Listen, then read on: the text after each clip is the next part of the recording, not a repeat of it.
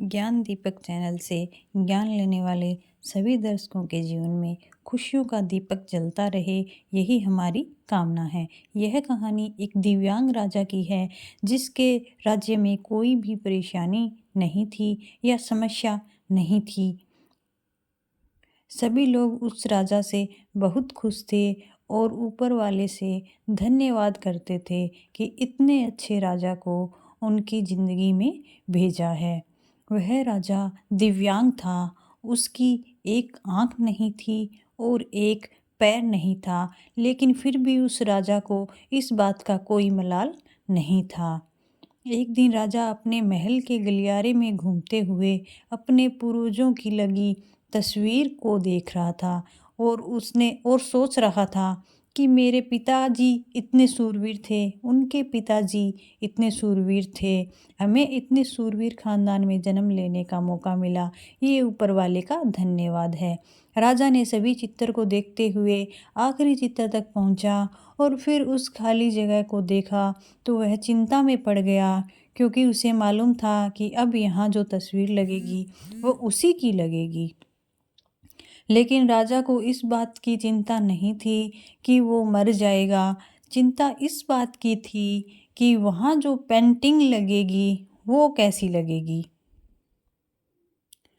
राजा का एक आंख और एक पैर ना होने की वजह से वह चिंता में पड़ गया और सोचने लगा कि इस गलियारे में इतने शानदार पेंटिंग लगी है, लेकिन मेरी एक आंख और एक पैर ना होने की वजह से मेरी ही तस्वीर सबसे खराब लगेगी और सबसे भद्दी दिखेगी। राजा ने सोचा कि मेरे मरने के बाद पता नहीं कैसी पेंटिंग बनेगी, और क्यों ना मैं अपने जीते जी ही एक शानदार पेंटिंग बनवाऊं, ताकि मुझे ये सुकून मिल जाए कि मेरी यहाँ अच्छी पेंटिंग लगेगी। अब उस राज्य में ऐलान करवा दिया गया और सभी पेंटर्स को बुलाया गया और कहा गया कि जो भी पेंटर राजा का शानदार पेंटिंग बनाएगा उसे शानदार इनाम मिलेगा।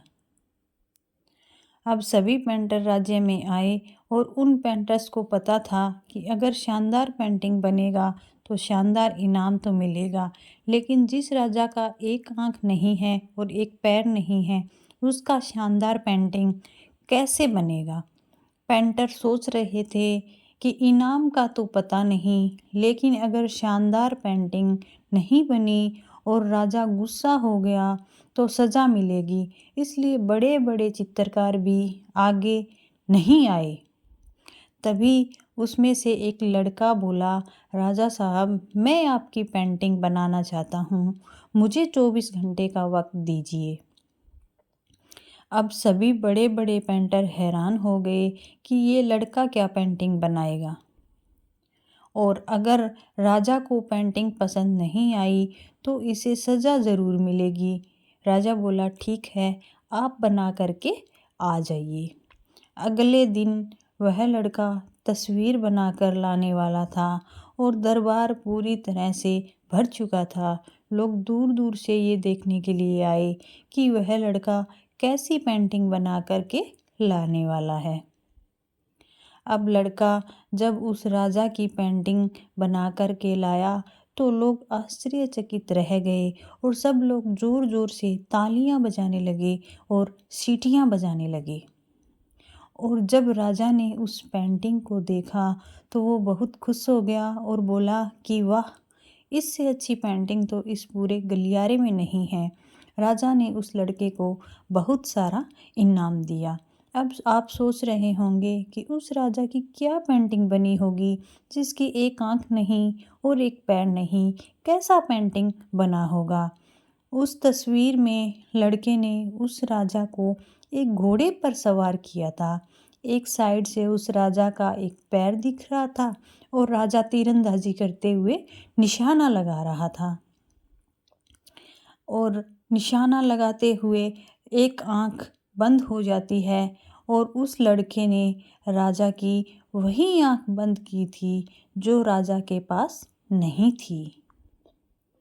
इस तरह उस लड़के ने राजा को निशाना लगाते हुए घोड़े के ऊपर सवार दिखाया, जिससे एक आंख बंद और एक ही पैर दिखाया, और इतना शानदार पेंटिंग बनाया कि वो अब तक की सर्वश्रेष्ठ पेंटिंग थी। उस लड़के के सामने भी चुनौती थी, संकट था, लेकिन उसने सकारात्मक का साथ नहीं छोड़ा। ज़िंदगी में आप जिस भी मुकाम पर हो, जिस भी संकट में फंस जाए, जिस भी स्थिति में हो, अगर आपने सकारात्मक का साथ कभी नहीं छोड़ा तो यकीन मानिए आप उस संकट से बाहर निकल ही आएंगे।